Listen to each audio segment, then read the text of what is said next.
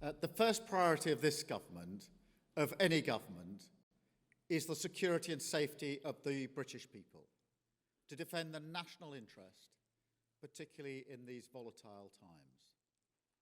That's why last week I announced the biggest sustained increase in defence spending since the Cold War. That's also why I met President Trump last week, to strengthen our relationship with America, an indispensable partners in defence and security. And it's why this weekend I've been hosting European leaders here in London to work together for the security of the United Kingdom, Ukraine, and Europe as a whole. Through my discussions over recent days, we've agreed that the UK, France, and others will work with Ukraine on a plan to stop the fighting.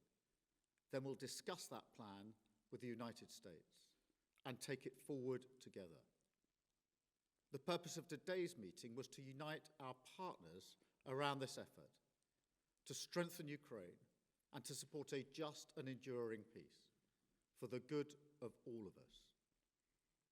Our starting point must be to put Ukraine in the strongest possible position now, so that they can negotiate from a position of strength, and we are doubling down in our support. Yesterday evening, the UK signed a £2.2 billion loan to provide more military aid to Ukraine, backed not by the British taxpayer, but by the profits from frozen Russian assets. And today I'm announcing a new deal, which allows Ukraine to use £1.6 billion of UK export finance to buy more than 5,000 air defence missiles, which will be made in Belfast, creating jobs in our brilliant defence sector. This will be vital for protecting critical infrastructure now and strengthening Ukraine in securing the peace when it comes. Because we have to learn from the mistakes of the past. We cannot accept a weak deal like Minsk, which Russia can breach with ease. Instead, any deal must be backed by strength.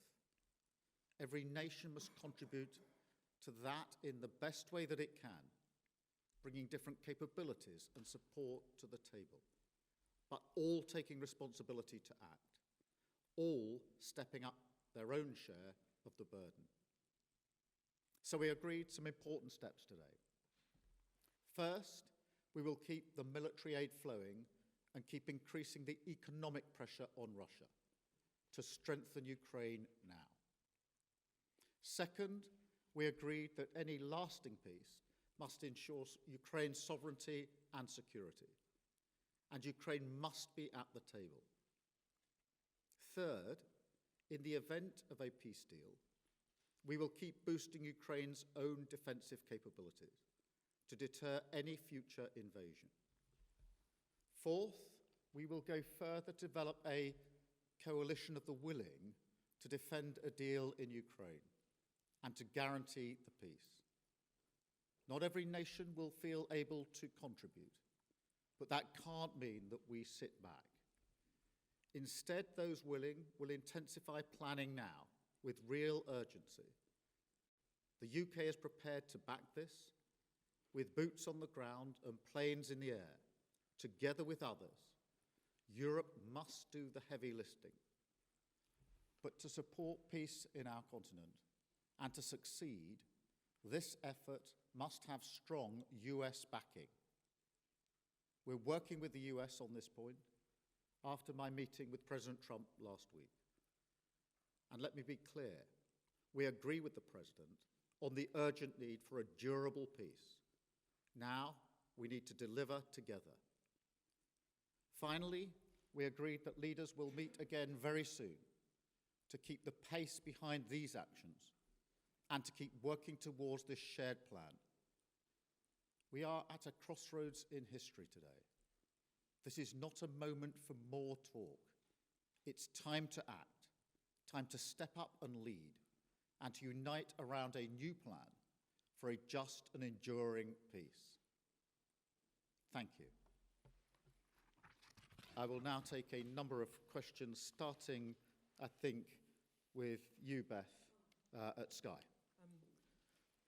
Thank you, Prime Minister. Watching President Trump berate a wartime president and defender of European freedom in the Oval Office said to many people what you've already said in a way, that everything has changed. Given that the US has become an unreliable ally, did you as European leaders discuss the prospect of actually going it alone, and actually what the reality of a US pulling out of this, all of this would mean? Do you think you really do need the US? And if you do you think the coalition of the willing will be enough to bring President Trump back around? Thank you. Well, first, in relation to last Friday, nobody wanted to see what happened last Friday, but I do not accept that the US is an unreliable ally. The US has been a reliable ally to the UK for many, many decades and continues to be. There are no two countries as closely aligned as our two countries, and our defence, our security and intelligence is intertwined in a way no two other countries are. So it's an important and reliable ally for us. The discussions we've had today, particularly the coalition of the willing, is on the basis that this is a plan that we will work with the US and that it will have US backing. So that is the purpose of the plan, and that is why I spoke to President Trump last night before we developed the work on this plan. Thank you. I've got Robert from ITV. Hi, Robert Preston, ITV. I want to sort of put to you what will be on the minds of millions of British people. With your commitment in the event of a peace deal to deploy British soldiers to Ukraine, is there now a more real prospect of Britain being at war with Russia? Can you rule that out? The whole point of a guarantee for any deal, or if there is a deal, is to preserve the peace.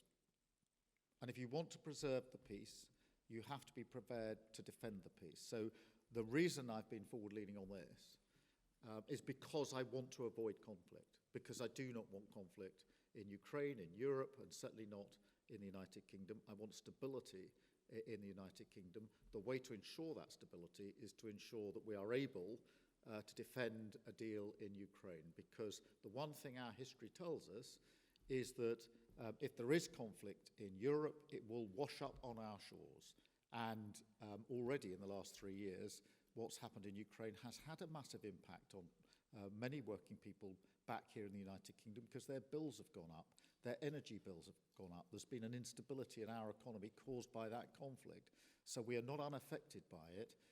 And of course, our own security and defence depends on the defence and security of Europe. So every step I am taking is in order to preserve peace, to avoid conflict, because the safety and security of the British people is my number one duty and responsibility, and I take it very seriously. Thank you. Chris at the BBC. Thank you, Prime Minister. Chris Mason, BBC News. After what happened the other night between Presidents Trump and Zelensky, do you feel a greater personal responsibility, alongside President Macron and others, for delivering a workable peace? And on the coalition of the willing, as you've described it today, are you persuading more people to join it? Thank you. On the question of responsibility, I do think the United Kingdom should step up and lead. We have done that historically as a nation, and we need to do it again. And that is why we're moving forward on this. On the coalition of the willing, yes, a number of countries have indicated today that they want to be part of the plan that we are developing. I'll leave them to make their own statements about exactly how they want to make that contribution.